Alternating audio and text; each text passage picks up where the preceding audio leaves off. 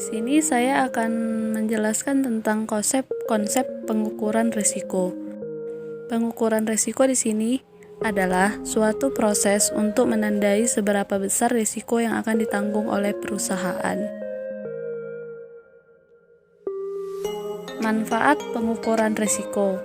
Yang pertama, untuk menentukan kepentingan relatif dari suatu risiko yang dihadapi. Yang kedua, untuk mendapatkan informasi yang sangat diperlukan oleh manajer risiko dalam upaya menentukan cara dan kombinasi cara-cara yang paling dapat diterima atau paling baik dalam sarana penanggulangan risiko. Metode pengukuran risiko. Di sini ada 7 metode. Yang pertama, metode pengukuran dengan konsep probabilitas. Yang kedua, metode pengukuran dengan konsep nasional risiko. Yang ketiga, metode pengukuran risiko dengan menggunakan volatilitas risiko. Yang keempat, metode pengukuran risiko berdasarkan sensitivitas risiko. Yang kelima, metode pengukuran risiko berdasarkan analisis skenario. Yang keenam, metode pengukuran risiko berdasarkan pendekatan value at risk. Yang ketujuh, metode pengukuran dengan menggunakan matriks frekuensi dan signifikan. Konsep probabilitas. Di sini probabilitas adalah kesempatan atau kemungkinan terjadinya suatu kejadian.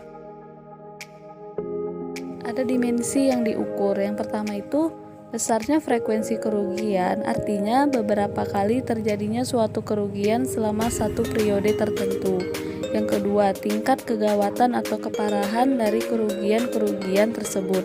Artinya, untuk mengetahui sampai seberapa besar pengaruh dari suatu kerugian terhadap kondisi perusahaan, terutama kondisi finansial. Dari hasil pengukuran mencakup dua dimensi tersebut paling tidak dapat diketahui. Yang pertama itu nilai rata-rata dari kerugian selama suatu periode anggaran. Yang kedua, variasi nilai kerugian dari satu periode anggaran ke periode anggaran yang lain, naik turunnya nilai kerugian dari waktu ke waktu. Yang ketiga, dampak keseluruhan dari kerugian tersebut, terutama kerugian yang ditanggung sendiri atau diferensi, jadi tidak hanya nilai rupiah saja. Di sini ada pengukuran frekuensi kerugian.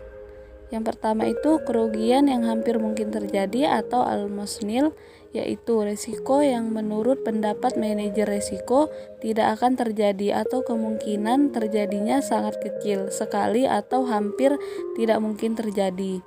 Yang kedua, kerugian yang memungkinkan terjadinya kecil atau slight, yaitu risiko yang tidak akan terjadi dalam waktu dekat dan di masa yang akan datang kemungkinannya pun kecil. Yang ketiga, kerugian yang mungkin atau moderate, yaitu kerugian yang mungkin bisa terjadi dalam waktu dekat di masa yang akan datang. Keempat, kerugian yang mungkin sekali atau definite, yaitu kerugian yang biasanya terjadi secara teratur, baik dalam waktu dekat maupun di masa mendatang, jadi merupakan kerugian yang hampir pasti terjadi.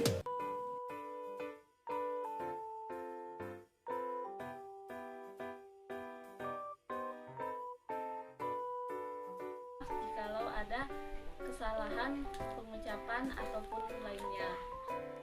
Sampai jumpa lagi. Assalamualaikum warahmatullahi wabarakatuh.